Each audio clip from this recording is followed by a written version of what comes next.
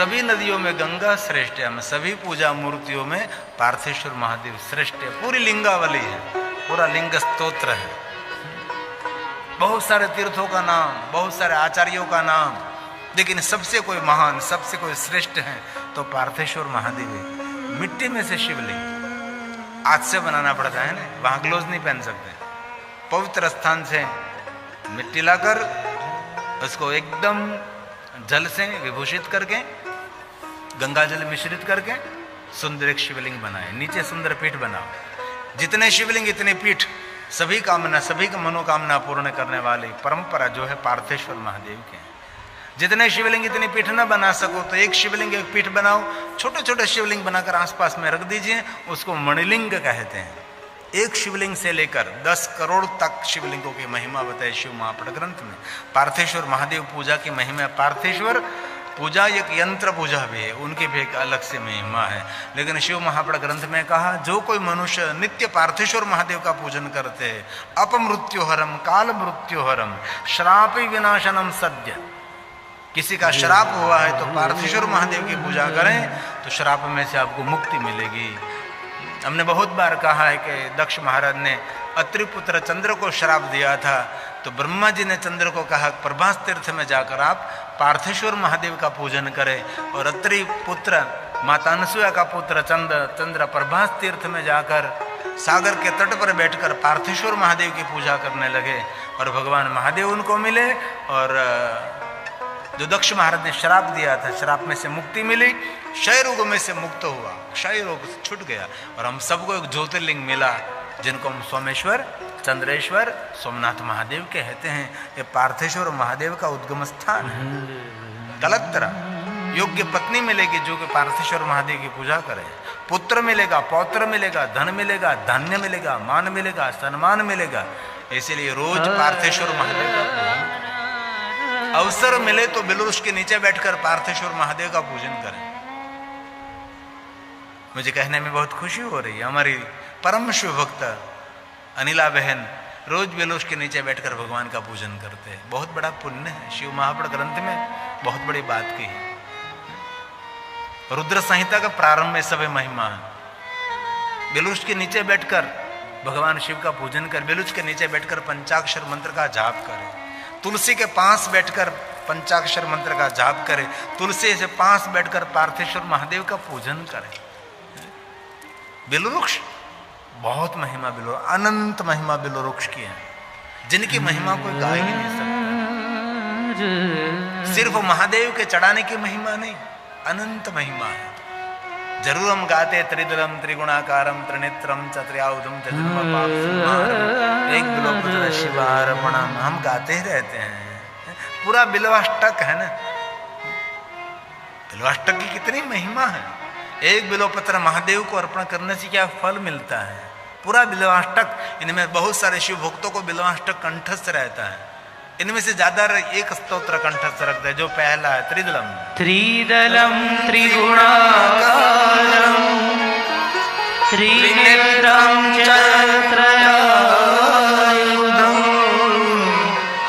त्रिजन्म पाप संहारम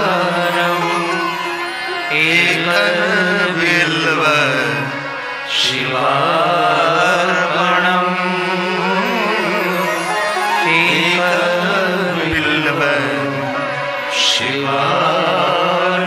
एक बिल्वपत्र महादेव को अर्पण करने मात्र से मनुष्य अनेक जन्मों से, अगणित जन्मों के पाप में से मुक्त रहता है। बिल्वृक्ष की बहुत बड़ी महिमा है भाई, अनंत महिमा है। महादेव स्वरूपम बिल्वृक्षो, साक्षात बिल्वृक्ष महादेव का स्वरूप है। जिन वृक्ष की स्तुति देवता करते हैं, जिनको कल्पना वृक्ष कहा है, कल्पना जो कल्पना करो साकार होने लगती। बिलवृक्ष के नीचे बैठकर जो आपने कुछ कल्पना की ना, आदमी तो कल वो साकार हो जाएगी। जिनको कल्प वृक्ष कहा जाता है, ये बिलवृक्ष है। श्लोकात्मक इसीलिए मैं गाता हूँ कि मैं कोई उड़ती हुई बात नहीं बता रहा हूँ, मैं शिव महापण की बात बता रहा हूँ। ये श्लोक शिव महापण ग्रंथ के हैं, भगवान महर्षि व्यास ने गाया है। महादेव स्वरूपोऽयं बिल्वो देवेऽपि स्तुतः यथा कथञ्चित् देयस्य महिमा ज्ञायते कथं महिमा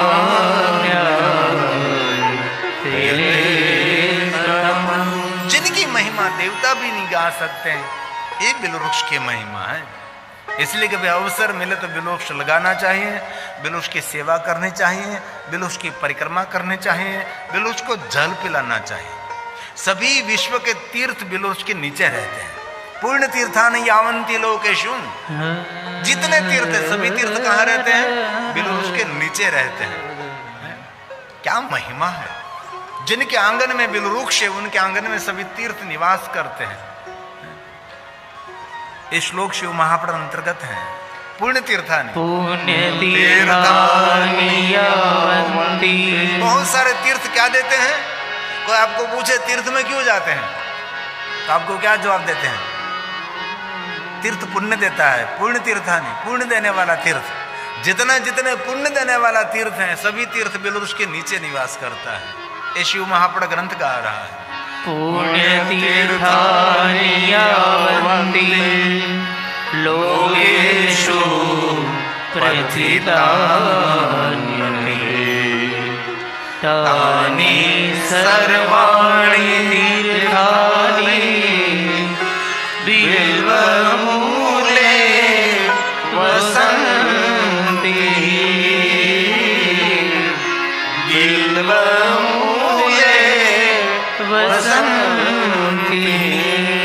बिल्व ने मूल में निवास कर सभी तीर्थ। एक बात कहूं, જેના આંગણે બિલુ વૃક્ષ છે ને એમના આંગણાને ગિરી બાપુ લાખો લાખો પ્રણામ કરે છે। જેમના આંગણામાં બિલુ વૃક્ષ છે તેમના આંગણામાં તીર્થો છે, તેમના આંગણામાં દેવ છે। લિંગ સ્વરૂપ નિર્માણ કરીને કોઈ બિલુ વૃક્ષ નીચે ભગવાન શિવનું પૂજન કરે છે, અનંત ફળ છે। બિલ્વ મૂલે મહાદેવમ લિંગ રૂપેણ, બિલુ વૃક્ષ के नीचे भगवान महादेव लिंग बनावी। हमारी अनिलाबेन रोज पूजा करते हैं। उसके घर में, घर के पीछे सुंदर बिलवृक्ष, उसके नीचे शिवलिंग स्थापित किए हैं। 108 शिवलिंग है और एक शिवलिंग और चलित है।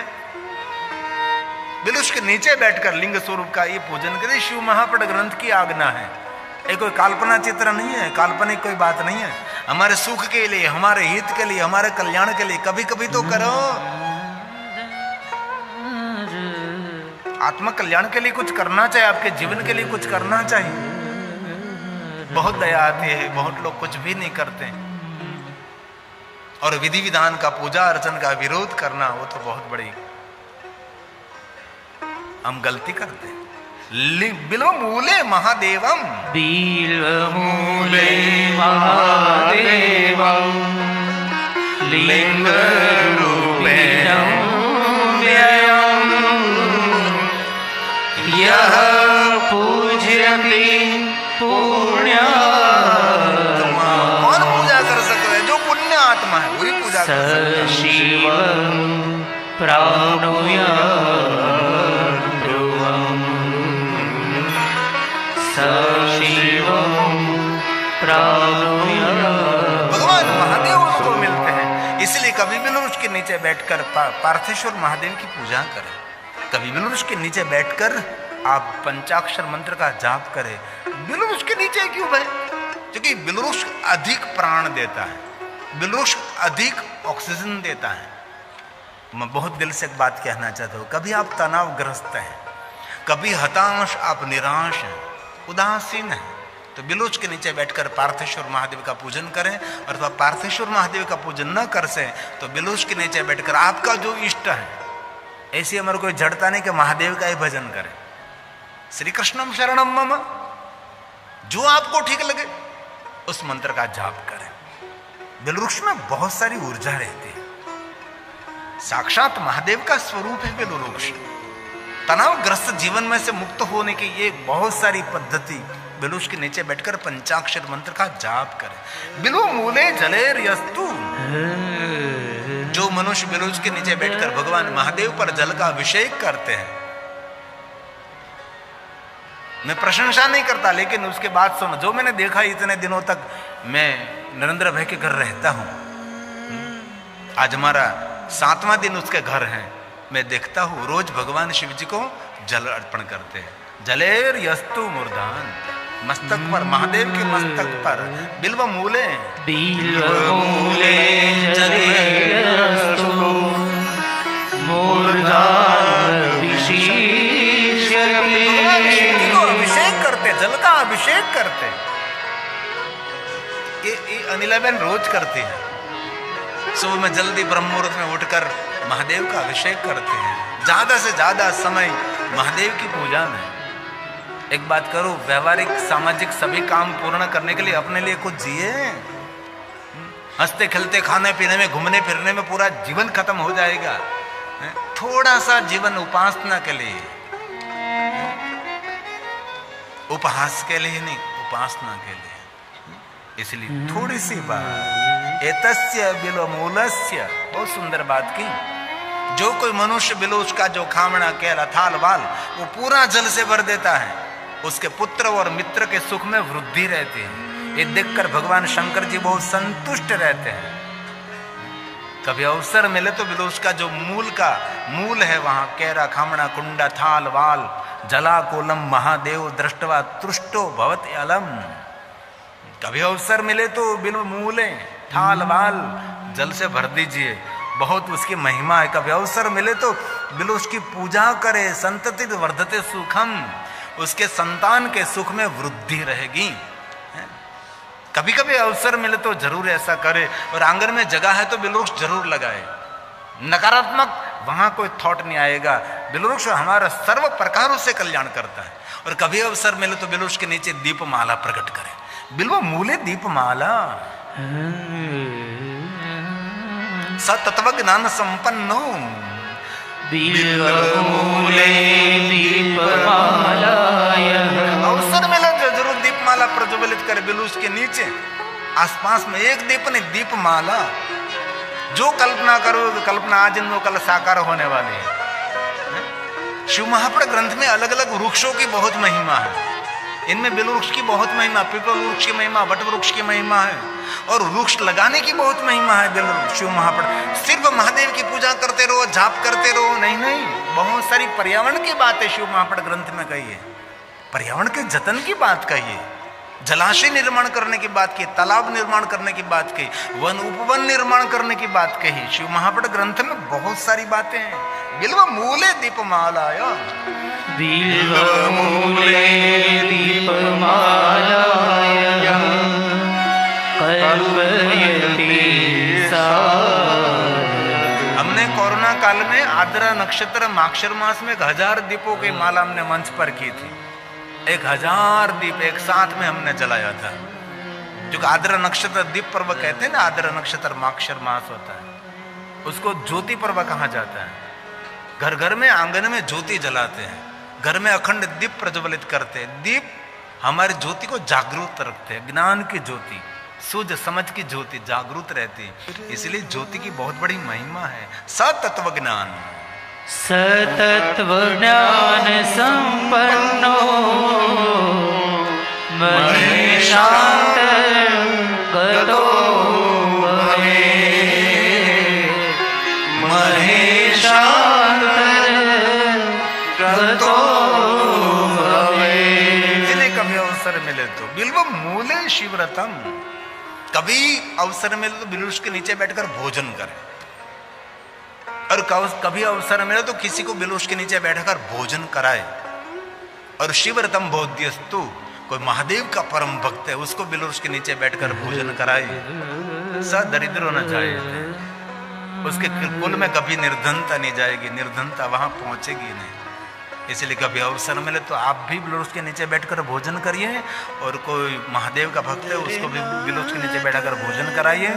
और कोई परम शिव भक्त मिले तो बिल्व के नीचे बैठकर उसको क्षीर युक्तम, खीर बनाया, खीर बनाकर उसको भोजन कराए। ऐसी बहुत सारी बात, मैं तो बहुत थोड़ी बहुत अल्प का संख्या में आपको कहता हूँ, बाकी विस्तार तो बहुत है। बिल्व मूले क्षीर युक्तम, बिल्वमूले क्षीरयुक्तं भोजेन स्तुति।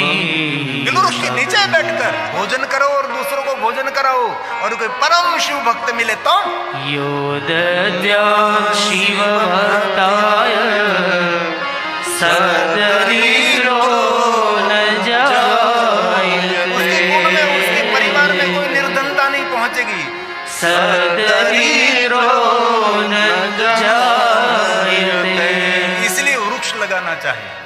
अति तानांग तान, शिव महापुराण ग्रंथ में कहा, दुर्गम स्थानों पर जो वृक्ष लगाते हैं उसकी गई हुई और आने वाली दोनों पीढ़ियों का मंगल होगा।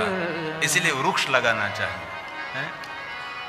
कोई वृक्ष लगाओ, 100 देवालय बनाओ निर्माण, इसके बराबर एक वृक्ष है। एक वृक्ष लगाने से 100 देवताओं का देवालय निर्माण करने का फल मिलता है। इसलिए अति तानांगतान, ज्यादा से ज्यादा वृक्ष लगाए। धरती पर वृक्ष नहीं रहेंगे तो मानव जात जीवित नहीं रहेगी। मानव जात को जीवित रखने के लिए वृक्ष लगाना बहुत आवश्यक है। इसलिए घर के आगे पीछे कहीं भी जगह हो, ज्यादा से ज्यादा वृक्ष लगाने का काम करो। और नया वृक्ष न लगा सको तो कम से कम जो वृक्ष हैं उसके रक्षा करो। आज मैं गौरव करता हूँ, मुझे बहुत खुशी और आनंद में व्यक्त करता हूँ। हमारे नरेंद्र भाई और अनिला बहन जिनके घर में रहता हो, ध्रुव भाई शैली, उनके घर में रहता हो तो इतने वृक्ष है, इतने वृक्ष है। गुजरात का सबसे बड़ा, यहाँ की सरकार ने उसको अवार्ड दिया है कि घर के आंगन में इतने वृक्ष लगाए हैं। इतने वृक्षों के हार मारा है, कोई भी वृक्ष का थोड़ा सा भी खंडन नहीं, इतने वृक्ष का मावजत किया है, इतने वृक्ष लगाए। एक पीपल वृक्ष लगाने से 100 कल्प तक उसको वैकुंठ पाल सकता है। एक पीपल वृक्ष लगाने 100 कल्प तो उसको वैकुंठ मिलता है। और शिव महापुराण ग्रंथ में तो कहा है कि कोई भी मनुष्य एक बिल वृक्ष लगाकर एक बिल वृक्ष को बड़ा करता है, उनको 1 करोड़ शिवालय निर्माण का फल मिलता है। यही बिल वृक्ष है। इसलिए आपके घर के आगे पीछे कहीं भी हो बिल वृक्ष लगाए। अब टेलीविजन में देखते हैं, जहां मैं रहता हूं अभी उसका घर है, इतने वृक्ष लग। कल आप आएंगे ना, रविवार है ना, 9:30 से 10:30 11 बजे तक हम मिलेंगे आपको। आप देख लेना कितने वृक्ष घर के आसपास है। इतना वृक्ष का जतन किया। 100 बच्चों के बराबर एक वृक्ष। 100 बच्चों की मावजत करो और 100 बच्चों की सेवा करो, इसके समान एक वृक्ष की सेवा करो। इसलिए ज्यादा से ज्यादा वृक्ष लगाने का काम करो। और इस कथा सुनकर गिरी बापू को दक्षिणा देनी है तो संकल्प करिए, मुझे जहां अवसर मिले वहां मैं एक जीवन में एक वृक्ष लगाऊंगा, इस वृक्ष को मैं बड़ा करूंगा। हमारा जीवन है वृक्ष, हमारी प्रकृति का प्राण है वृक्ष। हमारे पुराणों में सिर्फ माला घुमाने की बात नहीं की, बहुत सारी बातें की है। क्या खाना चाहिए, क्या पीना चाहिए, कैसे सोना चाहिए, कैसे उठना चाहिए, एक एक बात शिव महापुराण ग्रंथ में कही है। आपकी याद के लिए मैं कहता हूं, वृक्ष के लिए तो बहुत सारी बातें हम बोल सकते, घंटों तक लगातार वृक्ष पर बोल सकता हूं। इतना वृक्ष के लिए साहित्य मैंने एकत्र किया है। पर आपकी जानकार के खातिर जहां मैं रहता हूं वहां मैंने 1 लाख बिलवृक्ष का जंगल बनाने का निर्माण किया है। जहां देखो वहां बिलवृक्ष बिलवृक्ष बिलवृक्ष। और हमने मेरे हाथ से तोड़कर कभी महादेव को बिल्वपत्र नहीं चढ़ाया, क्योंकि महादेव स्वरूपम बिल्ववृक्ष, जो वृक्ष है वही महादेव का स्वरूप है। ये हमारा बिलवृक्ष का जंगल है। अभी जो टेलीविजन में देख रहे हैं, पत्थर वाली जमीन में बनाया, पत्थर जब घास नहीं उगता था वहां हमने वृक्ष लगाए हैं। दिन रात मेहनत की, 10 साल मेहनत की। ये हमारा शिवालय है। ये पत्थर में पूरा पहाड़ में वृक्ष लगाया है। अब तो बहुत सारे वृक्ष लग गए, ये तो बहुत पहले का रिकॉर्डिंग है। पहाड़ को हमने फैलाया नहीं, पहाड़ का स्टेप बनाया और वहां सुंदर हमने वृक्ष लगाया। इसलिए आप भी वृक्ष लगाने के लिए कार्यरत रहो। शिव महापुराण ग्रंथ में सभी बहुत सारी बात वृक्ष के लिए बहुत सारी बात कही है। भगवान शिव की पूजा में बिल्वपत्र की महिमा है। शिव महापुराण ग्रंथ में बहुत सारे पुष्पों की महिमा है। एक पूजा का नाम है पुष्प पूजा, अलग अलग महादेव के पुष्प अर्पण करने की महिमा है। एक पूजा का नाम है धान्य पूजा, एक पूजा का नाम है धारा पूजा। ऐसी बहुत सारी पूजा की श्रृंखला है और ऐसी बहुत सारी महिमा भी है।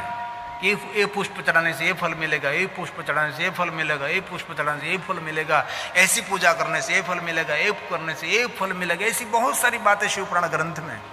लेकिन एक बार मैंने विस्तार किया था, लोग लालच में पड़कर ऐसी पूजा करने लगते, इसीलिए उसको मैं संक्षेप में कहता हूँ। धान्य पूजा, धारा पूजा, पुष्प पूजा और बहुत सारी कामना की पूर्ति के लिए बहुत सारे प्रयोग दिखाए शिव महापुराण ग्रंथ में। लेकिन अंत में भगवान महर्षि वेद व्यास जी ने कहा है, एवं ज्ञातवा नर कुर्वन। कलयुग के अंदर लाख लाख पूजा करो, दिन रात पूजा करता रहो, लेकिन कलयुग निंदर कलो युगे विशेषण फल सिद्धिचु कर्मणा। जैसे कर्म करोगे वैसा फल मिलेगा।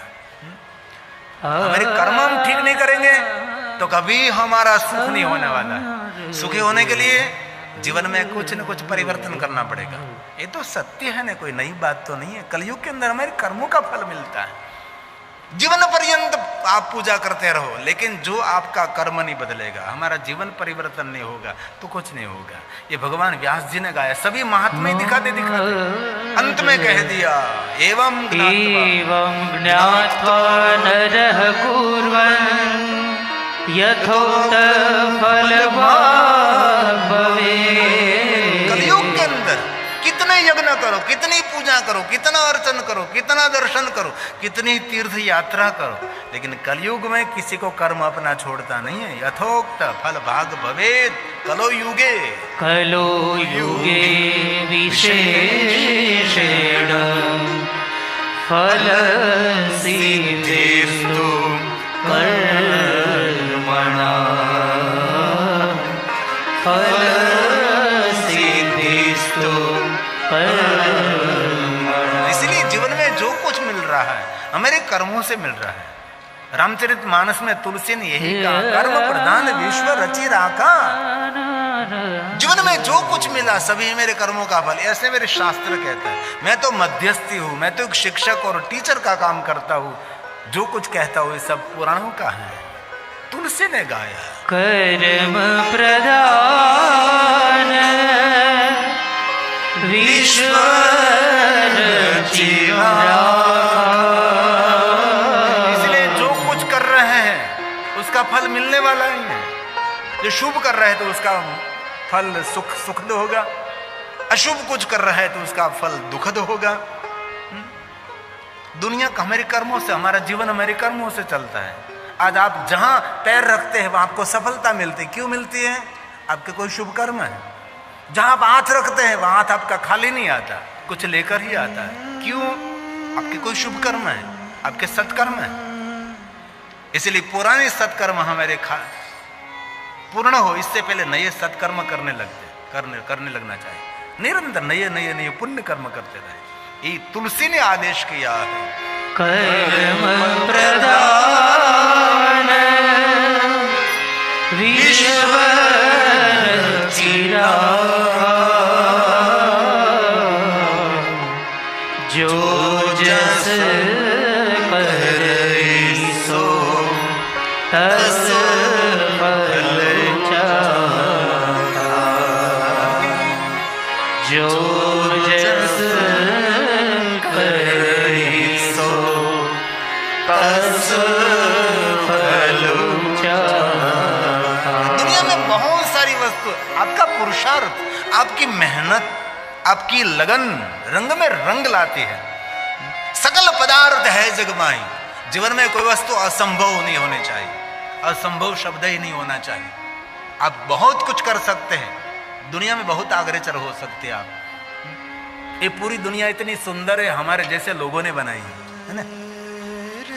इसलिए चमत्कार की दुनिया में भ्रमित नहीं रहना है। चमत्कारों की दुनिया ने काल्पनिक दुनिया में नहीं रहना है। वास्तविक बात को स्वीकार करें, वास्तविक दुनिया में जीवन जीने का प्रयास करें। ये चमत्कार से कोई लाइट नहीं बनी, हमारे जैसे लोगों ने लाइट का संशोधन किया है। ये माइक का संशोधन हमारे जैसे लोगों ने किया है। एक कैमरे का संशोधन हमारे जैसे लोगों ने किया, टेलीविजन का संशोधन हमारे जैसे लोगों ने किया, मोबाइल का संशोधन हमारे जैसे लोगों ने किया, ट्रेन का संशोधन, प्लेन का संशोधन, इतनी जहाज हमारे जैसे लोगों ने भी किया है। फूंक मारकर नहीं हुआ है सब कुछ। इसलिए चमत्कार की दुनिया में भ्रमित न रहे, ऐसे हमारे दिल से एक प्रार्थना है। कितना चमत्कार, चमत्कारों की दुनिया में लोग कितने पागल होते हैं। चमत्कार चमत्कार चमत्कार चमत्कार। चमत्कारी महात्मा कोरोना में कहां गए थे? ये कोरोना की दवा चमत्कार से नहीं बनी, हमारे डॉक्टरों और विज्ञानियों के पुरुषार्थ से बनी है और हमारे सबकी रक्षा हुई है। इसलिए थोड़ा सा सावधान रहे। गुजराती માટે હું હૃદયથી એક પ્રાર્થના કરું છું। ગુજરાતીઓ માટે એક દિલથી પ્રાર્થના છે, ટકો તિરુપતિ જાય ને ત્યારે કરાવાય, બધે ટકા કરવા ના બેહી જવાય। એટલે મને એક હૃદયની તમને સૌને ગુજરાતીઓને મારી પ્રાર્થના છે, જ્યાં હોય ઉન ન ઉતારાય, જોવું પડે જરા। सकल पदार्थ है जग माहे, सकल पदार्थ है जग माही, कर्महीन नर पावत नाहि। आळसू माणसनी एक पण अपेक्षा पूरी न थाय। कर्महीन मनुष्य, गरीब कुटुंब में जन्म थवो एक घटना है, पण ये ज गरीबाई में मरी जवुं एना गुनेगार आपणे छे। गरीब परिवार में जन्म थो ये तो कोई घटना बनी, लेकिन ये ज गरीबाई में आपणे मरी जवानुं नहीं। कर्महीन उसको कुछ भी नहीं मिलता। अरे छोटा सा बच्चा है, भूख लगी है तो हाथ पर हिलाना पड़ता है, तब माँ दौड़ती दौड़ती आती है, तब उसको दूध पिलाती है। बच्चे ने जो हाथ पैर नहीं हिलाया तो माँ को पता ही नहीं कि मेरा बच्चा जागा, उसको भूख लगी है। तो हम तो समझदार हैं, इसलिए मेहनत करनी चाहिए, पुरुषार्थ करना चाहिए, कड़ी मेहनत करनी चाहिए, आरोग्य का ध्यान भी रखना चाहिए, दौड़ना भी चाहिए और अपने स्वयं का ध्यान भी रखना चाहिए।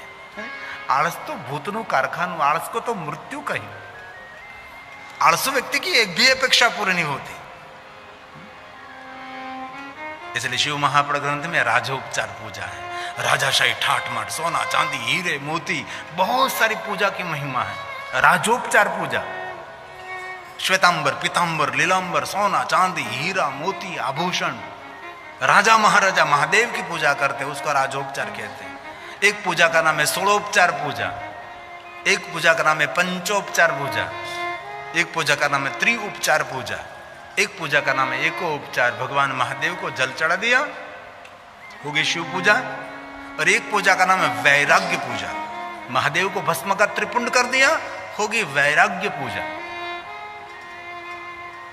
और भस्म भी नहीं, पूजा की कोई सामग्री नहीं, तो एक पूजा का नाम है मानसी पूजा, मन से की गई भगवान शिव की पूजा, उसको कहते हैं मन की पूजा। कभी ट्रेन में कभी प्लेन में आप सफर कर रहे हो और बहुत सारे शिव भक्त हैं, जहां तक शिव की पूजा नहीं करते वहां तक मुख में जल नहीं रखते, मुख में अन्न नहीं रखते। ऐसे शिव भक्तों के लिए आदि जगत गुरु शंकराचार्य महाराज ने कहा कि मन से मेरा पूजन कर लीजिए, मन से शिव का अर्चन पूजन कर लीजिए। ये सुंदर मानस पूजा है, मन से की गई। जो मन हमारा भटक रहा है वही मन पूजा में लगा दीजिए। जो कुछ खेल है सब मन का ही खेल है। कभी ट्रेन में बैठे कभी प्लेन में बैठे तो मन से गंगा में स्नान करें, मन से सुंदर वस्त्र आभूषण बाल में चंदन त्रिपुंड करें, बाद में भगवान का आह्वान करें, पूजन करें, अर्चन करें।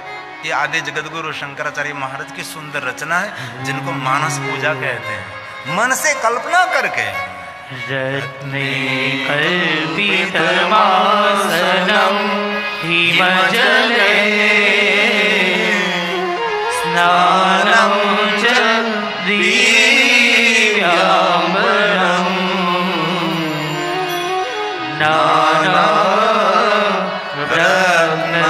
नानारत्नविभूषितं मृगमदा मोदाङ्कितं चन्दनं जाति चम्पकबिल्वपत्र रचितं पुष्पं च धूपं तथा दीपं देवदयानिधे पशुपते